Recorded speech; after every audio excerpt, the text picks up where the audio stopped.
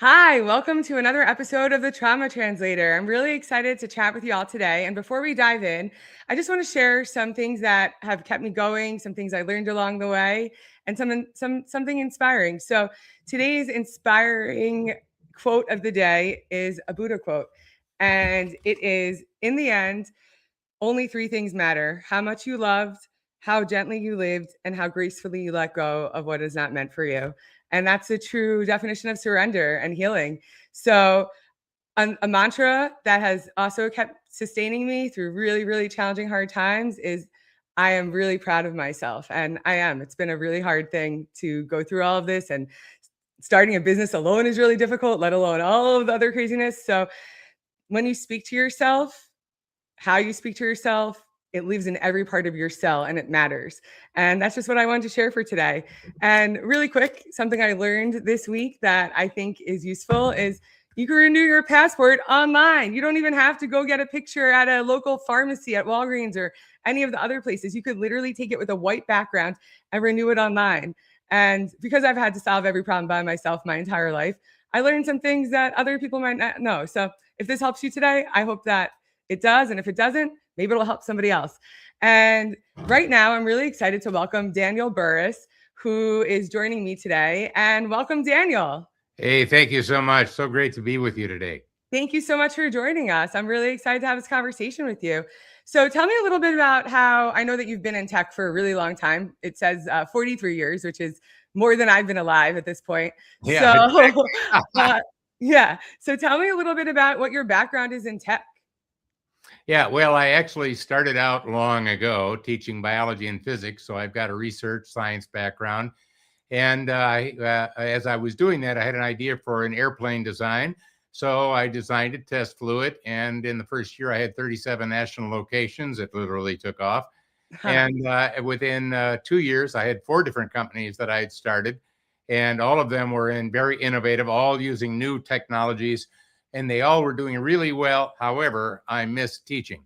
And I did something that was really important I would like all of our viewers to consider, and that is your ideal future. So as I was looking at opening up a West Coast manufacturing plant, et cetera, I asked myself, way out into the future, if I'm in my late 90s and this is how I lived my professional part of my life, am I happy? And the answer was no. So I knew I had to sell those companies because that was not my future. Even though they were doing really well, that was not my ideal future. And actually, I missed the teaching part. And actually, I was put on the planet to teach versus tell, as you'll find out as we discuss this. And but I didn't want to go back to teaching because you can never go back. You can only go forward. By the way, I ride a Harley Davidson motorcycle. One of the reasons I like it, it does not have a reverse. You can only go forward. So I did a something that we can explore later if you'd like.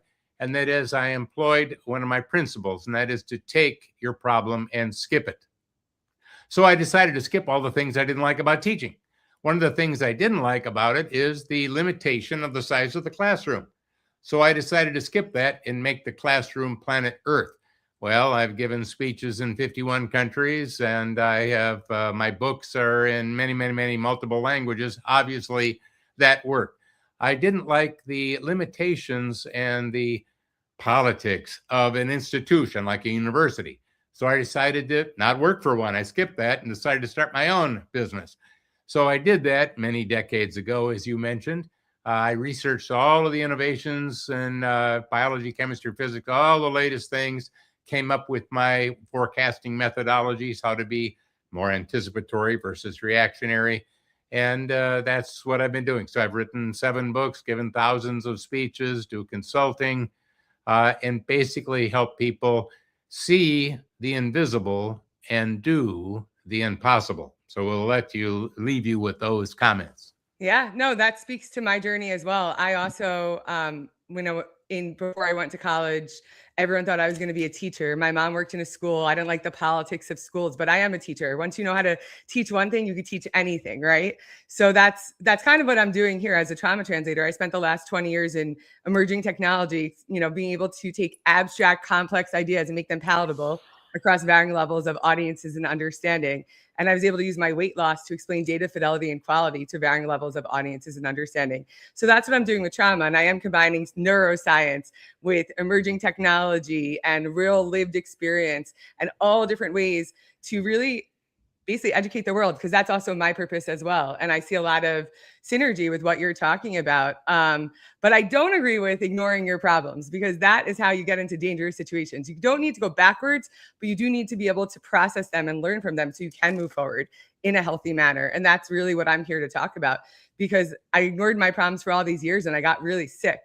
And I ended up getting really sick and losing my, and like, it was after losing my job 6 times and losing my whole family, and it compounds over time. So I'd love to hear a little bit about, what, when you think about leading versus leading with foresight, I like to think about it with foresight, right?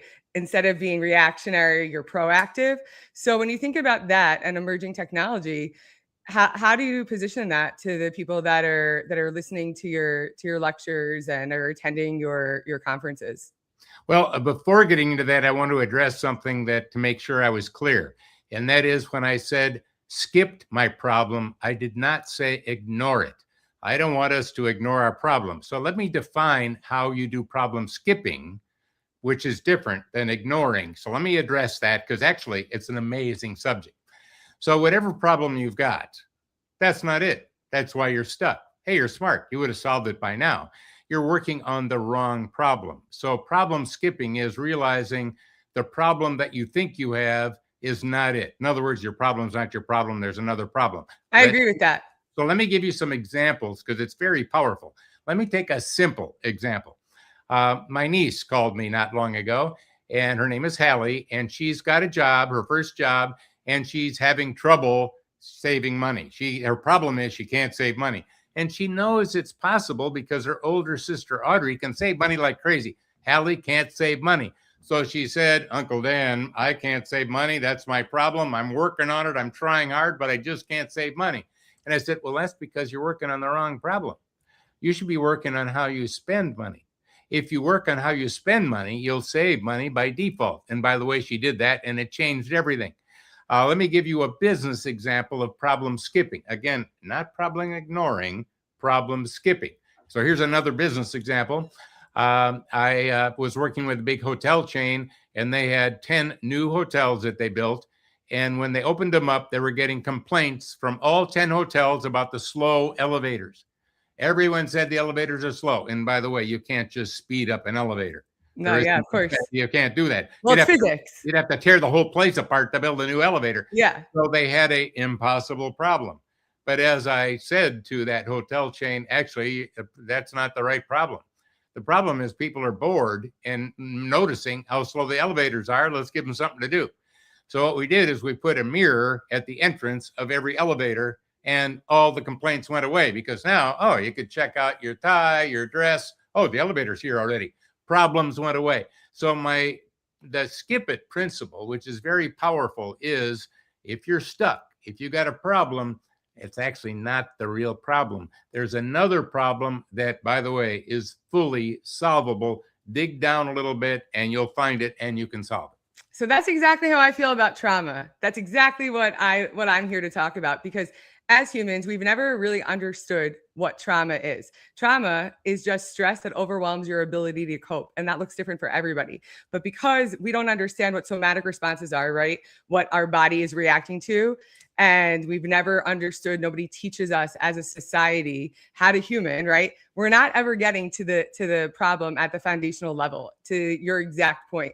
So instead of treating things in a holistic manner, right? The way you would when you want to. I came from emerging technology, and I spent a significant portion of my career in measurement. And instead of looking at one source of truth, right, like a Google Analytics or a Facebook, these walled gardens or whatever that looks like, Meta, people need to look at things in a holistic, right, and unbiased view, right, to see the full source of truth from an unbiased standpoint and see what's happening throughout online and offline channels and how everything is interacting with each other. So that's how I look at healing, right? Because no one ever taught us how to human. It took me until I was almost 40 to find out that I was in lifelong survival mode after losing and gaining over 100 pounds multiple times naturally through diet and exercise. And I've been in therapy since I was 5 after my dad's first suicide attempt. Both my parents were therapists, but nobody understood the mind-body connection. So I'd been having somatic responses, disparate somatic responses to trauma, and nobody understood it. And that's how I was able to really conceptualize when I had to go to trauma therapy in order to get my body to lose weight and to feel well again. I was really sick. It affected my thyroid. I've never taken a psychiatric drug. So when people feel stuck, like you just said, right, in these problems, there is always a solution. But because we've never been taught properly as a society how to human, because nobody fully understands the full picture of what's happening at a foundational level, we're spot treating different problems that we think we have. And we really need to look at them differently, which is why the Trauma Translator and the Why Go project at an enterprise level is focused on redefining the human experience through the lens of trauma and the art and science of connection. And that's kind of what it's like selling emerging technology. I've always called it the art and science of connection. And it's an art and a science, and you have to be able to know what to do in that moment, right? And not skip over the problem, but also identify what you could do. I think that mirror example is truly innovative, right? Like that's exactly why Merch with a Perp was born, from my own ingenuity, right? I was trying to help myself get through the day. So I started putting inspiring stickers on my original water bottle that I lost that would have broken my heart a few years ago, but I've now been able to learn detachment. And I now started a new one with my actual stickers. You can find it on whygoproject.com, Merch with a Perp. That's Merch with a Perp, healing-centered anxiety relief tools and products, with a portion of the proceeds funding the pediatric complex trauma nonprofit that I'm scaling. So when I think about problem solving, I think that's really smart. Like that's an ingenuitive, right? To put a mirror there and distract people from the long wait time. But to your original point, like that happens a lot in business, and we're not looking at what the real problem is. And, you know, when I've lost my job all of these times, you know, everyone's like, oh, you've had too many short stints, or why, like if you're interviewing internally, why did they let go of your team? But people are gaslighting us, and, you know, nobody's working within a shared reality. And the problem isn't that I've had too many short stints or my team was let go. It's the problem is there's no shared reality. And the no shared reality happens at a macro level, to your exact point. It's not just in a workplace. It's not just in dysfunctional families. It's not just in, you know, not what people call, I think the word narcissism is way overused in society. And we're going to redefine that as a trauma response. But in these types of dating relationships. So when you think about it, it's happening in the government. It's happening in every part of life. So when you think about, you know, skipping over a problem and finding a new way to solve it, that's really applicable to every part of life, not just the workplace, right? Well, I think, first of all, it's one of the things that I was really excited about was the subject of your podcast.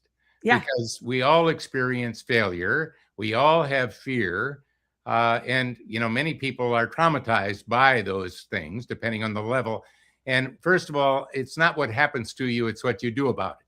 Because we have a choice in how we react to something, because we may not be able to change what happens, but how we deal with it is something that we can do. And I don't want people to be passive receivers of the future. And let me just shape what I'm saying there. And that is, we're going to spend the rest of our life in the future. The rest of our life. Maybe we got to think about it a little bit. And instead of saying, well, let's see what'll happen. Let's see if I'll be successful. Let's wait and see before I make any goals or any plans. You can wait and see yourself right out of business and everything else. What I'd like you to do is actively shape a better future for yourselves and for others. And there's a principle that I started teaching many decades ago that is very powerful, that fits our conversation, and that is the concept of future view. So let me just explain it just a minute.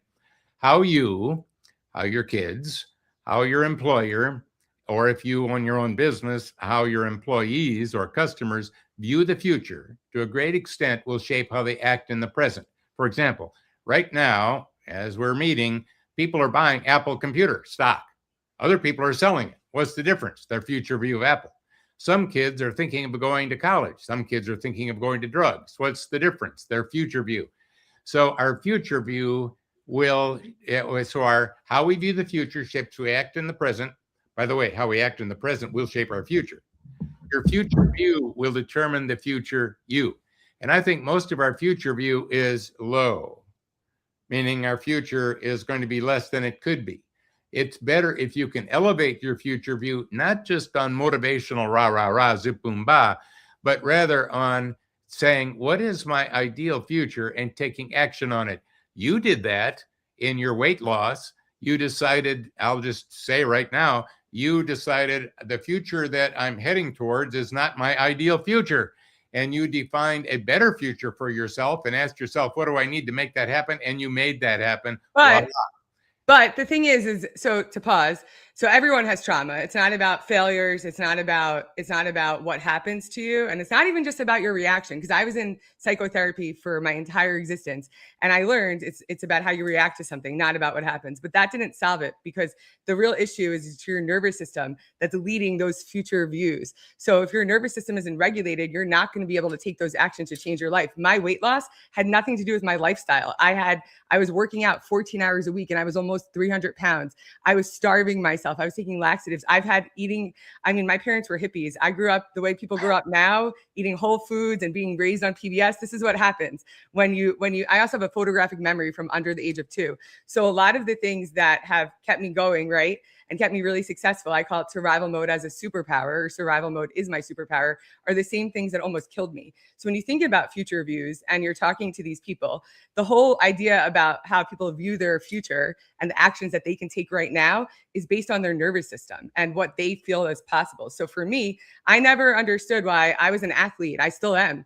I grew up doing all these things. Why was I fat? It had nothing to do with lifestyle, but I couldn't get down to the root problem because the medical community didn't understand it. I've been misdiagnosed. They thought I had a tumor. All these different things happened. So I've lost weight multiple times and I have changed my future. Every single thing I've done has changed my future. But until I changed my nervous system, nothing else changed. I kept staying stuck in those same cycles, whether it was in work, whether it was in my family life, whether it was in relationships, whatever that looked like. And so when you change your nervous system, that's how you could really change your future. Well, in reality, what you did is you found the real problem. Remember, I said the problem you think you have, that's not it. There's another one.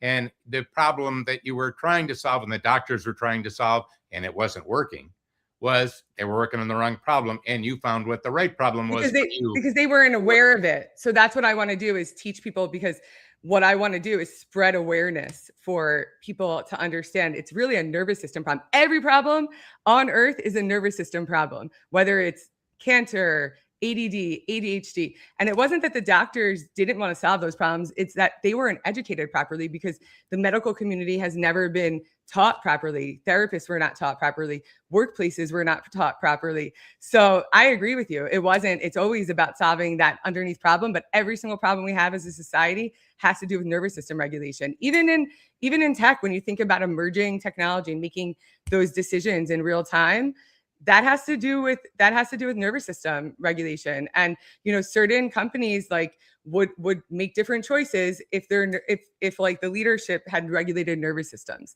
And that's how I view all societal issues at this point. And that's what I'm trying to communicate to people, because I really believe in the power of being proactive, right? And leading with regulation, and not leading with that type of you have to just go. And in that moment, you're making those decisions because you think it's going to impact your life in a positive way, but it ends up actually working out negatively. So and I think, that's the other thing, is that we're all going faster and faster and faster. And one of the things that I've written about in one of my books, Flash Foresight, was, in order to speed up, are you willing to slow down? Exactly. And that means I'm willing to slow down and, number one, think a little bit. Yeah.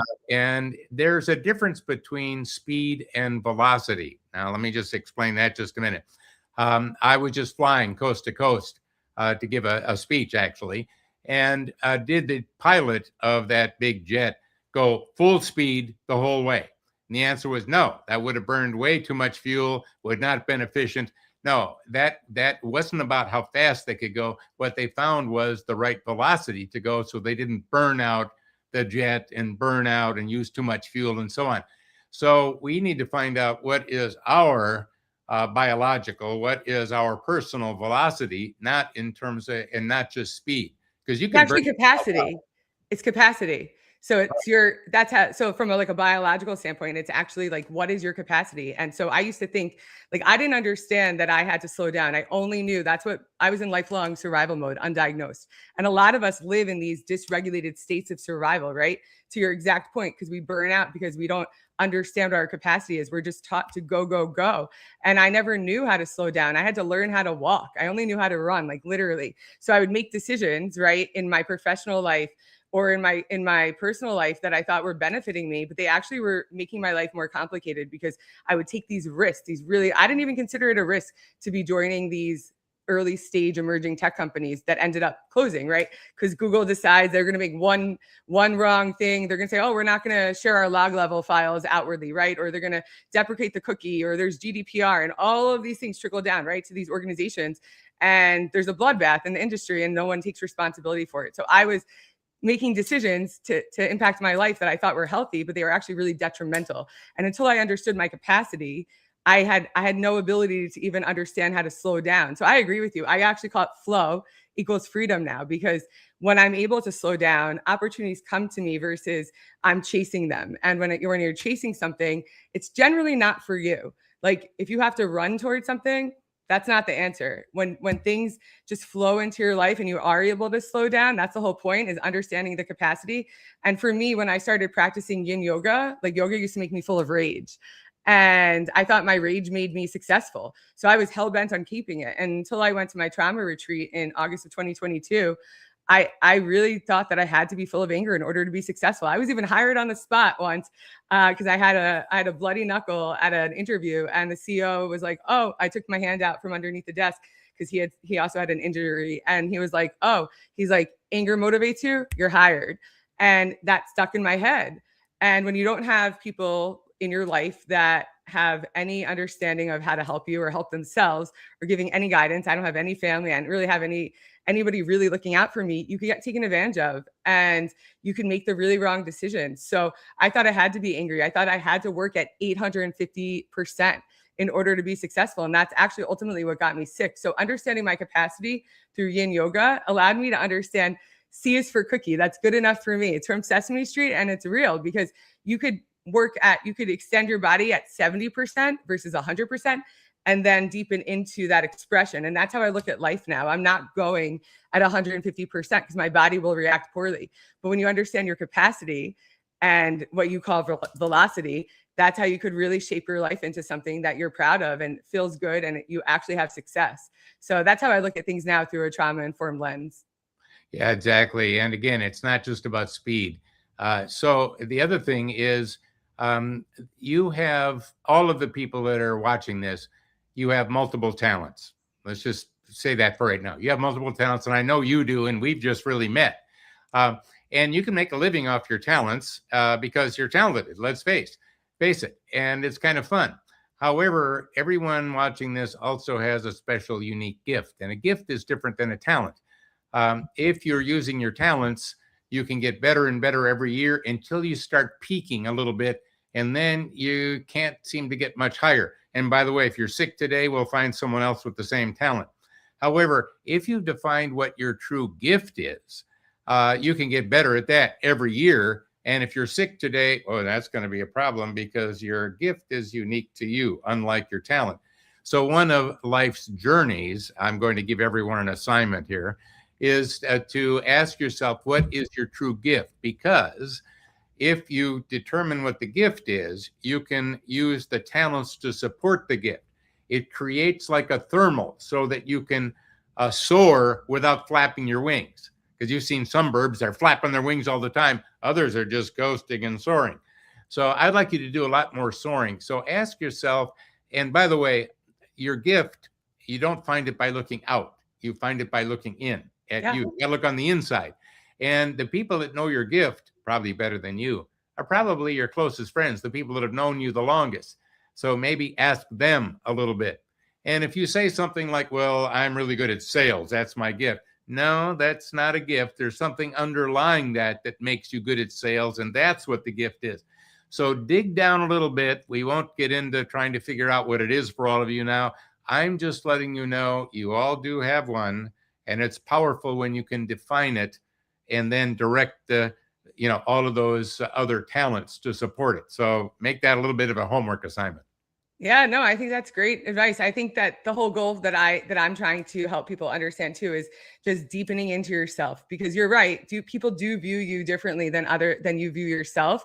And I have, had people say to me, you're so good at this, you're so good at that, in ways I never see myself, right? That's kind of the reason why I'm doing this today. Is people are like, this is what you should do. These are your gifts. Like, and this is what I'm really good at, connecting with people. I'm really good at helping people understand how to deepen into themselves and understand complex, ideas. And I agree with all of that. But I also think that, when you put too much weight on other people's view of yourself, that also can be a Oh, bad yeah. thing. I Yeah. think Matter of I fact, think that you know yourself best. you said something in the beginning that I want to address because it was really neat. In the beginning, you made the comment that you were proud of yourself. Yeah. And by the way, let me just talk about that for a minute. You, me, all of us, it's kind of hard to get people to be proud of you. By the way, that maybe is a worthless effort, because no matter what you do, you may not get your parents to be proud of you. You may not get your siblings to be proud of you. It's hard to get people to be proud of you. However, if you work at doing the things that would make you proud of you, now you can do that. So when you're you have a decision to make, and it's a big decision, you're not sure which way to go. One thing you can do as a litmus test is ask yourself, between these two things, which one would make me proud of me? And if you keep doing the things, making the decisions that would make you proud of you, because you can control that, then you will develop some powerful self-worth. So I just wanted to share that because you made that comment earlier and I wanted to tie that loop together. Yeah, I agree with that. But also, so from thinking about it from a somatic lens, right? Because your body controls everything. I totally agree. It took me a really long time. Like both my parents died. I never had, I've never been able to depend on anybody else's external view of me. So I've always had to find it in myself. A lot of people don't. And I agree with you about making those decisions that are aligned, that you will become proud of yourself. But the way you could do that is being able to deepen into yourself and feel, does the decision feel right in my body? Because there are times that I thought, a decision that you think would logically make yourself proud, your body might not agree with. And you don't know that unless you have the ability to actually live in your body in an embodied way and learn how to do that. And nobody teaches you how to do that. So that's what I'm really here to also share, because I agree with you wholeheartedly. Like, I was having one of the things I want to also share is, like, how do you make yourself proud of yourself in the moment? How do you change that thought pattern in that moment? And how do you change your body's reaction to it? Last night, I what I like to say is like, try to do the opposite of what you would normally do or what you want to do in that moment. Because last night, I was feeling really crappy and I'd been having a really, really tough few weeks. And even my therapist was like, go do something for yourself. Like, you really need to, like, get back into yourself, because I've been working and heads down just trying to scale this, and it's really hard to do. And I don't have any support and I don't have any help. And a lot of people feel really isolated in those same ways, especially entrepreneurs, especially people that are thrown into this because of mass job loss. Like, you could think that job is good for you, but it might not be good for your health, and you might need to make a better decision. So I ended up going to, instead of sitting at home and crying like I wanted to do, and it took me a really long time to learn how to cry, I went to a yoga class that I don't normally go to, but I knew my body needed to move, and I knew it needed to move in a different way. And when I went to it, I felt so much better. So I agree with you. It's, how do you find the ways to make yourself proud? And for me, and what I'm trying to share with the world, is it's in your body. Your body knows. It has its intuitive wisdom. And that's the only way you could feel really deeply proud of yourself. And it lives in every part of the cell of your body. So if you say it to yourself more and more, I'm really proud of myself, your body will believe it. And if you believe you're safe and you show your body that you're safe, you will get better. You could reverse illness. You can actually stop chronic pain, and you could actually do better professionally, have better, to your original point about your niece, right? With financial issues, if you could actually align deeper in yourself and say, do I need to spend on this, or what would make my life better? How would I make myself proud? Is my body aligned? You can make those decisions faster and be fully aligned and not have to have a second thought. You don't never go backwards, right? From your original point, because you can't go backwards, but you can learn from the past and say that I don't want to make that mistake again. And this is how I'm going to change it. And the way I look at it is like it's A/B testing. Like, you would A/B test anything else in your life. You need to see what works and what doesn't. And the only way you could do that is by experiencing it firsthand. Well, having written 7 books that have been bestsellers and thousands of articles, let me just share this. Every one of us is writing our book of life in real time. We're writing our own book of life. Now, first of all, do you want to write a tragedy? I don't think so. It's your book of life. As a matter of fact, I'd rather write a book that someone would want to read. So if the chapter you're currently working on, your real life, is becoming not a very good chapter or a bummer or a tragedy, maybe it's time for a new chapter instead of just continuing to write along. Because I'd like you all to have an amazing book of life, an amazing life. So remember, you're the author. Let's think about that for a second. You are the author of your life, not somebody else, not somebody else's opinion. You are writing it. And if you think someone else is, you're turning control over to who that person is. And you may not want them to be in control. You actually have far more control in your future than you realize. So a lot of what is happening is our mindset.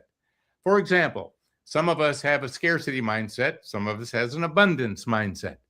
And a scarcity mindset limits us. An abundant mindset expands us. Let me give you a quick example. Let's say that you have a camera and you're about to enter a woods, a forest. A scarcity mindset would be, I wonder if there's any good photographs in there. Maybe. But if you have an abundant mindset, what you're going to say to yourself is, wow, Mother Nature is standing at the doorway of the woods saying there's infinite award-winning photographs. Welcome. Because there are. See, it's really about what's going on up here. So are you thinking scarce? I'm not that good. Well, if you think you're not that good, you probably won't be. That's future view, isn't it? But if you think I can get better, I can learn, there's far more to me than I've even discovered. As a matter of fact, there's another little thing I'd love to share, and that is there's the undiscovered you. Now, let me explain that just a minute. There's much more to you than you've explored so far. There's much more to all of you than you've had a chance to tap into. And I remember when I was a little kid, I met a great-grandfather that was close to being 100, and I was just a little kid. And I remember thinking to myself when I met him, I wonder if he's discovered all that he could do, all that's inside of him. And I thought, probably not. And I wondered to myself about my dad and my mom and my brothers and uncles and aunts. And I came up with, I don't think so. But I decided that I would like to discover all that's inside of me. So when I was in my early 20s, I made a commitment that I would learn one new thing every year. Most people don't do that. So 1 year I learned how to scuba dive. 1 year I actually learned how to fly. 1 year there was an open mic in a comedy club on Thursday nights, and that was kind of scary, but I decided, hey, if I can make my friends laugh, I wonder if I can make strangers laugh. I did that too. I did stand up on a whim myself. I agree with you. I started doing all these different things, learning how to do fancy dives off a diving board 1 year. Learning how to make films. Well, what I discovered is I now play over a dozen musical instruments. I've made a number of films that have done really well. I've done all kinds of things. And by the way, I'm learning new things every year. So are you really discovering the hidden you? There's much more to all of us than we realize. And I would like us to discover it. You need a system. Maybe be open to learning new things, exploring, seeing what's in there. And it's all not just about your job either. It's about your personal life as well. Well, that's exactly what I'm trying to educate as well, because it's not just like you had said something earlier about taking back control. That's a sense of agency. You have control over your life. So what I want people to understand that I've deepened into myself so much. I've had to integrate parts of myself that I never even knew existed, right? But you could only do that by deepening into yourself and slowing down and taking those moments. And you can change your whole life, and you could do things you never thought you could do. I've survived literally my worst nightmare. Like, I'm living my current worst nightmare, something I've had premonitions about. And I've done all the things I never thought I could do. And I've done it with a regulated nervous system. I've done it while healing 40 years plus of chronic pain and illness, and also breaking addictions. I stopped drinking, and it's been a beautiful journey, and everybody can do that. That's what I want to empower everyone to do. But you need to have that sense of agency. And trauma that lives in our genes, it's epigenetic. It becomes more pronounced over environmental factors, is what ends up preventing us and holding us back. But when we can get to a regulated nervous system, the world is our oyster. So I agree with you wholeheartedly. I think it's a beautiful thing, and I think everyone should definitely try it. And the first step is just taking a pause and a breath, and then you could figure out the rest from there. But just leading with nervous system regulation versus anticipation is the key to society. So thank you so much for sharing your journey with us today, and I look forward to following along with it. Thank you all so much, and have a great rest of your week, and looking forward to seeing you here same time, same place, Thursday at 1 p.m. Eastern. Have a good rest of your day. How are you feeling?